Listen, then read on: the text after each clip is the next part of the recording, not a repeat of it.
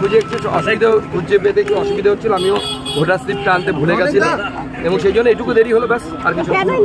এমনি ভোট দেওয়ার পর কি হয় এমনি ভোট দেওয়ার পর কি বলবেন? ভোট দেওয়ার পর কি বলবেন? দেওয়ার পর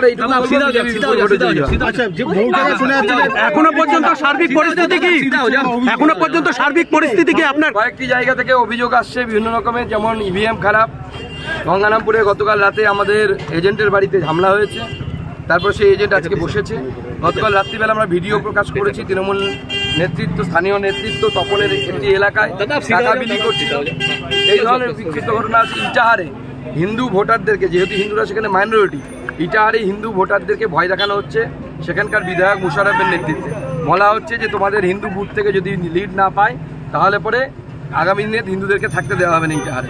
এই ধরনের ধমকি চমকি দেওয়া হচ্ছে, আমরা প্রশাসনকে জানিয়েছি। তৃণমূলের তরফ থেকে আরেকটা অভিযোগ করা হয়েছে, বিভিন্ন বুথে কেন্দ্রীয় বাহিনীর তপন সুমন্তরা, তপনেও সেখানেও অশান্তি হচ্ছে। তপন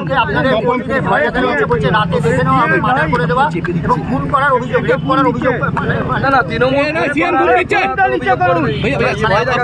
ভয় দেখাবে, এটা তো স্বাভাবিক। তৃণমূল তো রেপ করার এক্সপার্ট। সন্দেশখালীতে তো আমরা দেখেছি রেপ স্পেশালিস্ট আর কি, যেমন ডাক্তারদের লেখা থাকে না, চেস্ট স্পেশালিস্ট, অমুক কেউ হয়তো পেন স্পেশালিস্ট, কেউ হয়তো হার্ট স্পেশালিস্ট। তৃণমূল হচ্ছে রেপ স্পেশালিস্ট। তৃণমূল অভিযোগ করছে যে কেন্দ্রীয় বাহিনী অনেক বুথে হচ্ছে সাধারণ ভোটারদেরকে ভোট দিতে। দেখুন, কেন্দ্রীয় বাহিনী কিভাবে ভোট করাতে হয় জানে, কারণ ভারতবর্ষের অন্যান্য রাজ্যে কোথাও কেন্দ্রীয় বাহিনীর বিরুদ্ধে কোনো অভিযোগ আছে না।